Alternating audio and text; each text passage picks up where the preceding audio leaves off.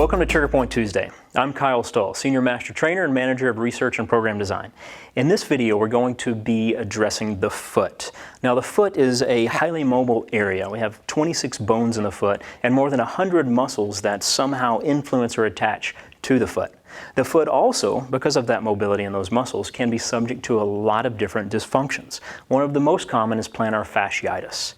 Now, plantar fasciitis is a basic overuse injury. It comes from the plantar fascia that runs the bottom of the foot here. It comes from it becoming inflamed. That's where we get the term itis. Now, why does it become inflamed?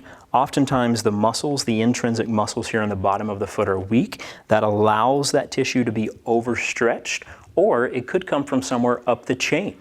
The glutes, the gluteus medius, for example, that plays a big role in that side-to-side motion of the foot. If the glutes are weak, again, that overstresses that plantar fascia. Now, another problem we may have, and I'm just going to mention it briefly and you can go research it. Dr. Lamott did research on 50 of his toughest patients several years ago, and he coined a term called plantar fasciosis. Now, what he found, because of toe extension and a toe box, pulling the muscles here on the inside, this abductor hallucis, pulling it taut, and that actually pinched off an artery there, and it decreased blood flow to those muscles. So just do a little bit of research there on plantar fasciosis and see which one you think applies to you. Above all, if you have significant foot pain, go talk to a doctor about it. What we're going to do today, we're going to use the Nano Foot Roller, or you can use a grid roller. This is going to be great for just general foot soreness, general foot tenderness, or just tired and achy feet. We're going to divide the foot up into 3 zones. Zone 1 essentially is going to be the center of the foot. We're going to start from where those toes bend up, and then we're going to roll up to the front of the heel bone, or the calcaneus. We have a little nerve that pokes its head out right down here, so we don't want to put a lot of pressure directly on the heel bone, so we're going to roll there in the center of the foot. Zone 1 will be here. When we move to Zone 2, we're going to internally rotate the foot to get that medial arch, and then Zone 3, we're going to externally rotate to get that medial arch. Let's grab your roller and get started. So I'm going to place the Nano Foot Roller here on a flat surface. I'm then going to put my foot directly on top. Zone 1, my knee is in line with that second and third toe. Really try to relax the toes over top. If you like extra pressure, you can lean into it here and increase that compression, or you can take pressure off of it and stand back. Now, as we identify the length of that zone, we're not going to do a big rolling motion. We're going to do a nice slow rolling motion forward, about 1 inch per second, really just addressing those bones of the midfoot. Our program is going to start with 4 rolling motions and then some toe extensions. But first, just see if you find a tender spot in there.